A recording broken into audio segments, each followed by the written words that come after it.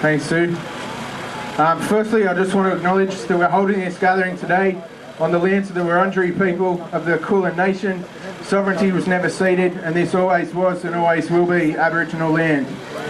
Just a bit about my background. My grandparents were economic migrants. My Omar's first memory was of her mother standing at the window and crying as Nazi paratroopers sailed into her native Holland at the start of when they invaded Holland in World War II. She nearly starved to death during the occupation. Her and my Opa migrated to Australia in 1952 to seek a better future.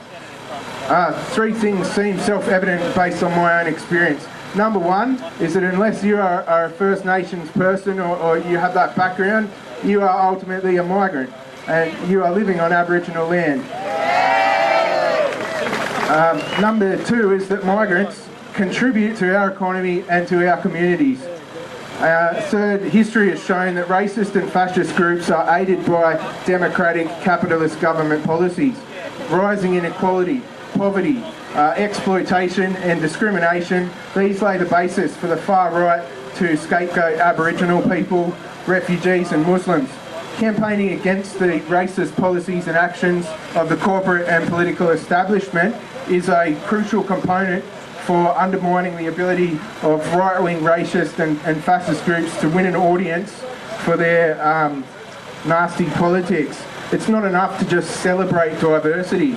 Some in the community have said that today's rally should have been cancelled or was not necessary. The fact that people like Nazrin, who spoke before, are being assaulted for wearing a headdress or for having different coloured skin shows we clearly do need to speak out. I love the diversity of food and music and art and culture that we have from all around the world in Moreland and in Melbourne. But I don't just love diversity, I am against racism. You can't just ignore what is happening to refugees and Aboriginal people and Muslim people or people of colour in this country and hope that it will go away. And it's fantastic to see so many different organisations united here today, shrugging off the fear tactics of the Herald scum and the Murdoch media and the police and speaking out against racism. I think the question needs to be asked. Was it Aboriginal people who allowed multinational mining companies to vacuum wealth out of Australia during the mining boom and pay little or no tax? No, that was Liberal and Labor. Was it Muslim people who cut the corporate tax rate and the tax rate on the wealthiest individuals, necessitating budget cuts to healthcare, education, public housing, clean energy and other services? No, that was Liberal and Labor. The Peter Duttons and the 3AWs of this world paint asylum seekers as a burden on the public purse, and they make up lies such as them getting like red carpet welfare or something, of welfare better than pensioners. It's complete rubbish. And on top of that, these are the same establishment figures that argue against refugees and asylum seekers being allowed to work and live in the community as their claims are processed. They support locking these people up in super expensive corporate-run concentration camps on Manus and Nauru. Newsflash, the most humane way to process refugees is also the cheapest. Let them live and work in the community. Another offensive idea is that Aboriginal people are also a burden on the economy and that we can't afford the small cost of providing the same services in Aboriginal communities that are standard in the rest of the country. Australia is a rich country with a $1.5 trillion a year economy built on stolen land and stolen resources. The real burden on the public purse is corporations and wealthy individuals squirreling away their money to tax havens in the Cayman Islands and so on.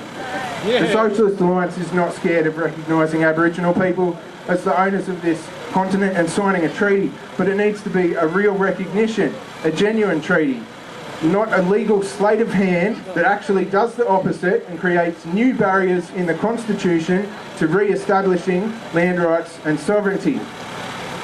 So that is why we join Aboriginal people in opposing the Recognise campaign.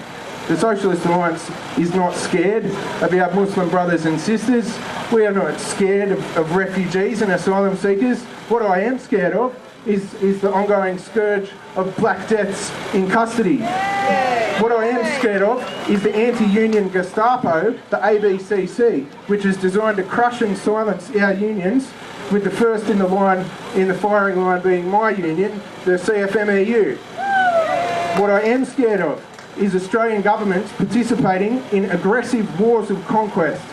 The Labor candidate for Wills, Peter Khalil, that was Director of National Security Policy for the occupying authorities following the illegal 2003 invasion of Iraq.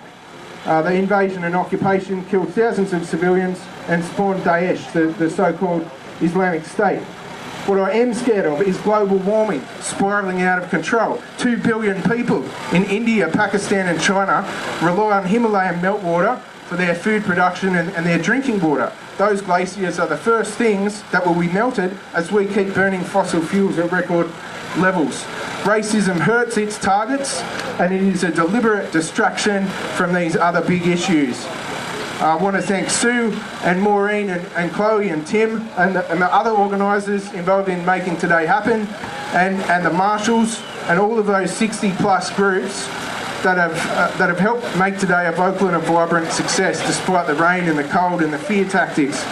You should be proud of yourselves.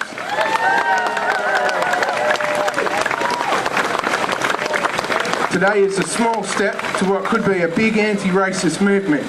Together we are greater than the sum of our parts, and we can change things for the better. Let's do this again sometime soon. Yeah.